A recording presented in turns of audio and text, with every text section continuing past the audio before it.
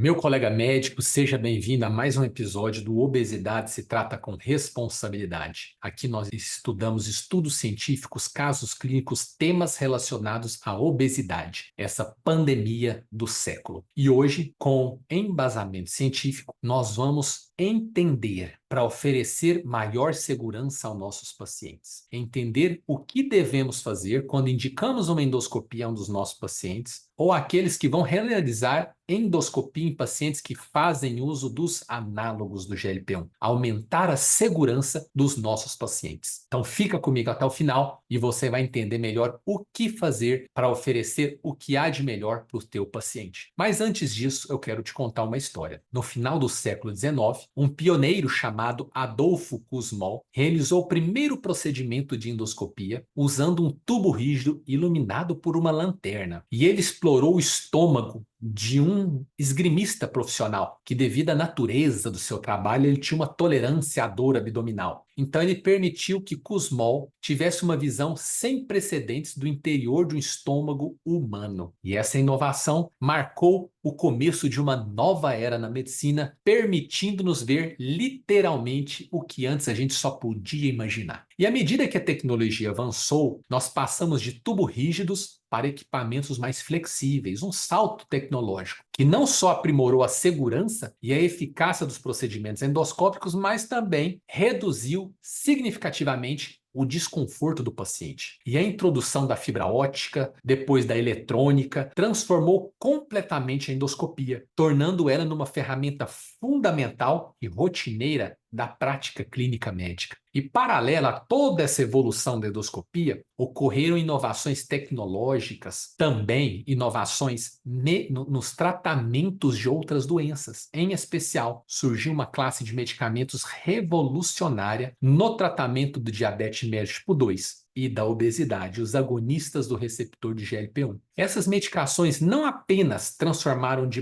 a maneira como a gente trata o diabetes, gerencia o diabetes, mas também como nós estamos explorando a interação dessas medicações com os procedimentos de endoscopia. Então, hoje eu vou apresentar para você, colega médico, um estudo que explora exatamente isso, os desfechos clínicos e a segurança da endoscopia alta em pacientes que utilizam essa classe de medicação. Este estudo é importantíssimo, porque nos ajuda a entender melhor como gerenciar de forma segura os nossos pacientes que necessitam de se submeter a intervenções endoscópicas, enquanto estão sob tratamento com essa maravilhosa classe de medicação. Vamos lá? Vamos começar a nossa discussão? Eu vou abrir e compartilhar a tela com vocês. Então, esse é um estudo extremamente interessante que foi publicado agora, em abril, 2 de abril de 2024, na Clinical Gastroenterology e Hepatology, que trata dos resultados clínicos e da segurança da endoscopia digestiva alta durante o uso dos agonistas do GLP-1. Então, olha só o recorte do estudo. A Sociedade Americana de Anestesiologia atualmente recomenda interromper os análogos de GLP-1. Então, interromper, vou marcar aqui, os análogos de GLP-1 por um ciclo de dosagem antes dos procedimentos eletivos. Então, o que a gente entende disso? Aqueles que usam a medicação semanalmente, por exemplo, a semaglutida, o Ozempic, no ciclo anterior ao exame endoscópico, vai suspender. Então, se o paciente vai se submeter a uma endoscopia na próxima semana, essa semana ele não toma o Ozempic. Com a liraglutida, raciocínio semelhante. Se for fazer o exame endoscópico amanhã, como a liraglutida, o Saxenda é uso diário, hoje não faz o ciclo com a liraglutida para se submeter à endoscopia amanhã. Esse é o posicionamento da Sociedade Americana de Anestesiologia, que é um posicionamento diferente da Associação Americana de Gastroenterologia, que defende a realização da endoscopia em pacientes assintomáticos que aderiram aos protocolos perioperatórios padrão sem suspensão das medicações e sugere a implementação de uma dieta líquida um dia antes da endoscopia, ao invés de interromper a medicação. Então, como é do conhecimento de todos nós, Os análogos do GLP-1, eles se consolidaram como essenciais para o tratamento do diabetes mellitus 2 e da obesidade. E dentre os vários benefícios dessas medicações, uma delas é retardar o esvaziamento gástrico. E por que que isso é bom? Vamos lá. O que que acontece? O GLP-1 se liga ao receptor dele, a um dos receptores dele, né, nas fibras aferentes vagais primárias, lá no intestino e no estômago, ativando esses neurônios que vão transmitir os sinais lá para o hipotálamo. Lá, o hipotálamo processa a informação e retransmite a informação para o estômago, para os vários músculos do estômago, né, reduzindo a velocidade com que os nutrientes passam do estômago para o delgado. E esse processo vai ajudar a distribuir a absorção intestinal de carboidrato, de gordura, de proteína em um período maior de tempo. Para quê? Para atenuar os picos pós-prandiais de glicose no sangue. Só que isso levanta uma preocupação sobre a presença do conteúdo gástrico retido, que são os resíduos alimentares, durante a endoscopia e quais podem ser as consequências disso. Essas diferenças nesses dois posicionamentos, da Sociedade Americana de Anestesiologia e da Associação Americana de Gastroenterologia, é em parte pela falta de estudos, de trabalhos que comparem pacientes que usam os análogos de GLP-1 e se submetem a exames endoscópicos. Então, olha só, esse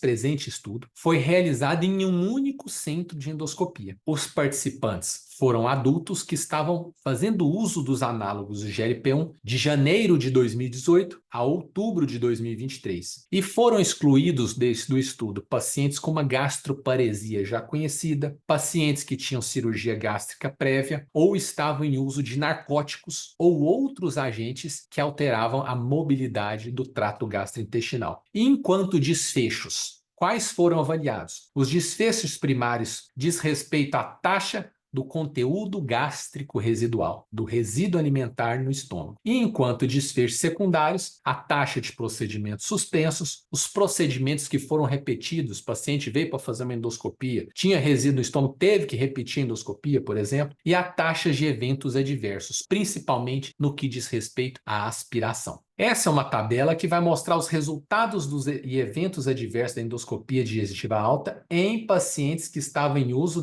dos análogos do GLP-1. Então, nesse período do estudo, foram realizadas 2.256 endoscopias em pacientes em uso dos análogos do GLP-1, dos quais 1.512 foram incluídos para análise final. 142 pacientes, ou seja, 9,4%, tiveram o conteúdo gástrico retido, resíduos no estômago, e 78,9% desses pacientes eram resíduos sólidos. Então, nas endoscopias realizadas para avaliar sintomas gastrointestinais superiores, dor abdominal, dispepsia, disfagia, refluxo, náusea, a prevalência do conteúdo gástrico residual aumentou para 11,6%. Então, o paciente que tinha sintoma gastrointestinal superior estava usando os análogos de GLP-1, o conteúdo gástrico residual nessa população de pacientes foi encontrado em 11,6% dos pacientes. E a endoscopia foi suspensa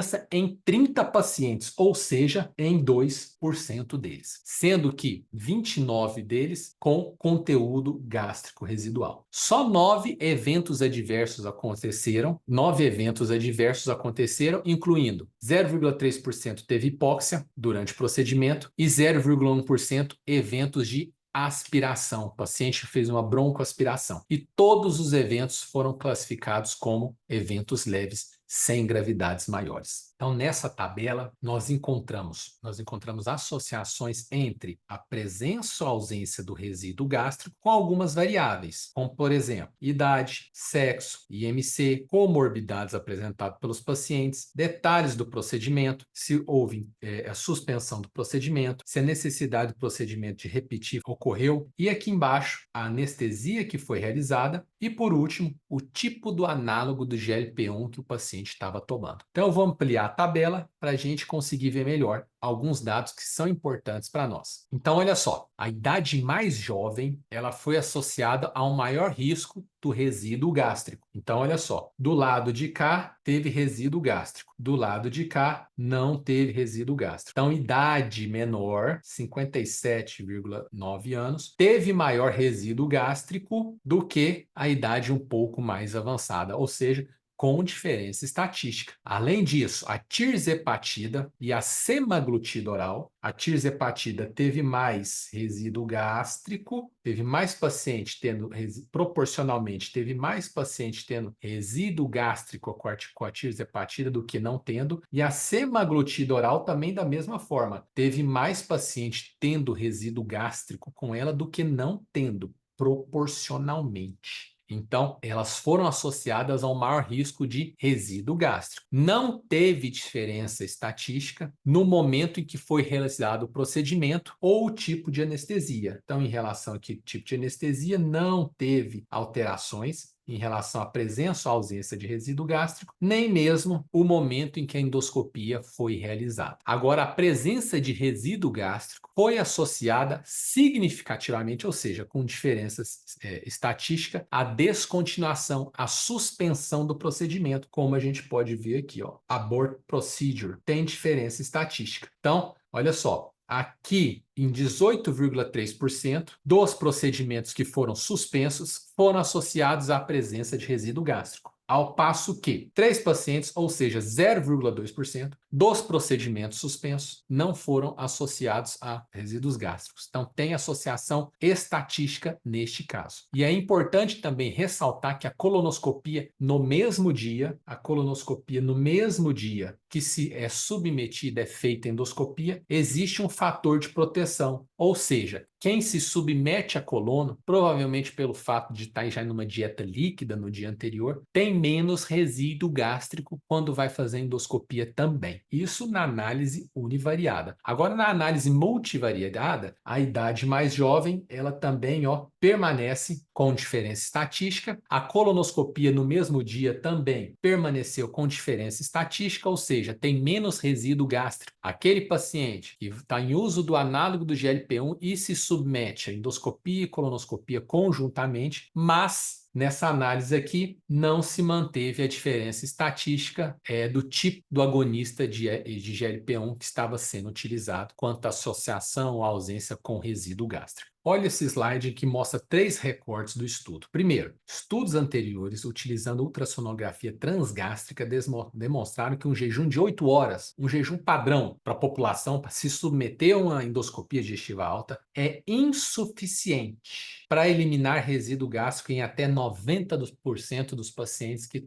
fazem uso de análogo de GLP-1. Outro estudo, um estudo retrospectivo envolvendo 33 pacientes em uso da semaglutida, relatou uma incidência de 24,2% de resíduo gástrico, que foi definido por eles como alimento sólido ou mais de 0,8 ml por quilo de resíduo líquido, encontrado em endoscopias, traduzindo-se um risco 5 vezes maior de resíduo gástrico. Então, quem faz uso nesse estudo da semaglutida tinha uma possibilidade 5 vezes maior de ter resíduo no estômago do que quem não faz uso de análogos do GLP-1. E esse recorte aqui do presente estudo, em nosso estudo, muito maior a amostra, então muito maior a amostra do que esse aqui, foi identificada uma incidência de 9,4% de resíduo gástrico e 78,9% dos quais eram resíduos sólidos. Os resíduos líquidos, de acordo com os autores, como eles representam uma menor preocupação, porque eles podem ser aspirados rapidamente quando o endoscópio entra lá no estômago, dessa forma, muitas vezes eles não são documentados enquanto resíduos. Talvez seja por isso a incidência deles de resíduos líquidos serem menores. E também foi demonstrado anteriormente que a presença de resíduo gástrico aumenta o risco de aspiração durante uma endoscopia digestiva alta em até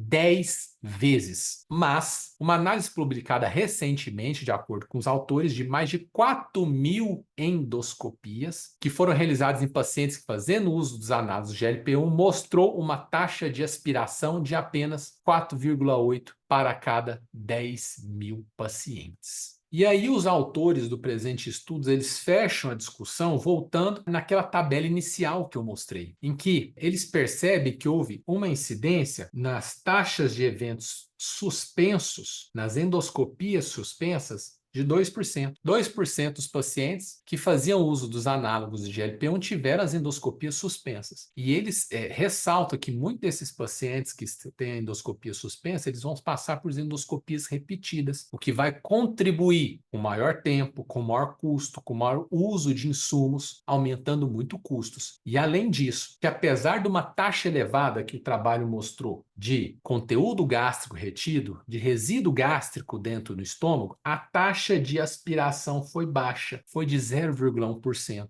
que foi um pouquinho superior, que na população em geral é de 0,05%. Então, assim, aqueles que estavam fazendo uso dos análogos de GLP-1, que tiveram presença de conteúdo gástrico, de resíduo gástrico, somente 0,1% apresentou aspiração, em relação que é um pouquinho só acima da população em geral, que não está fazendo uso do análogo GLP-1, que tem conteúdo gástrico e que tem aspiração. Na população em geral, esse valor é de 0,05% de acordo com os autores do estudo. Para aqueles que usam os análogos GLP-1, essa taxa de aspiração foi só de 0,1%, muito próxima da outra, de acordo com os autores do estudo. Então, como conclusão do presente estudo, os autores falam que a Associação de Gastroenterologia Americana, ela recomenda a implementação de uma dieta líquida no dia anterior à endoscopia, ao invés de suspender a medicação para aqueles pacientes com risco padrão de aspiração, que, de acordo com eles, isso é confirmado com o fato daqueles pacientes que faziam colonoscopia no mesmo dia da endoscopia terem uma menor quantidade de resíduo gástrico do que aqueles que foram se submeter à endoscopia utilizando análogo de GLP-1 e foram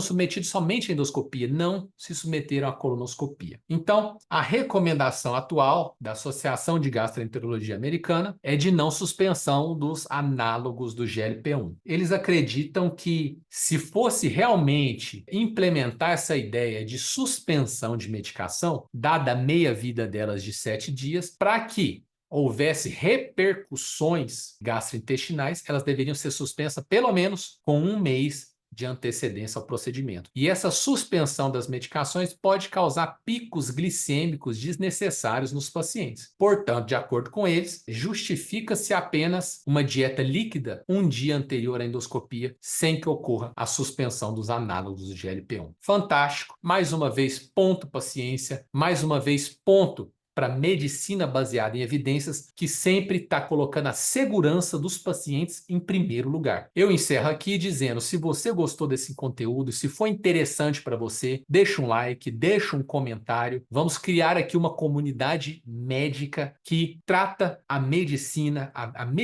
mesmo baseada em evidências, como padrão para a segurança dos nossos pacientes, e que eu espero que você também, assim como eu, possa estar envolvido nesse universo de melhorar, de aprimorar os teus conhecimentos na área do emagrecimento, para que a gente possa oferecer para os nossos pacientes com obesidade e sobrepeso o que há de melhor embasado em ciência. Eu deixo aqui o meu muito obrigado e até o próximo Obesidade se trata com responsabilidade.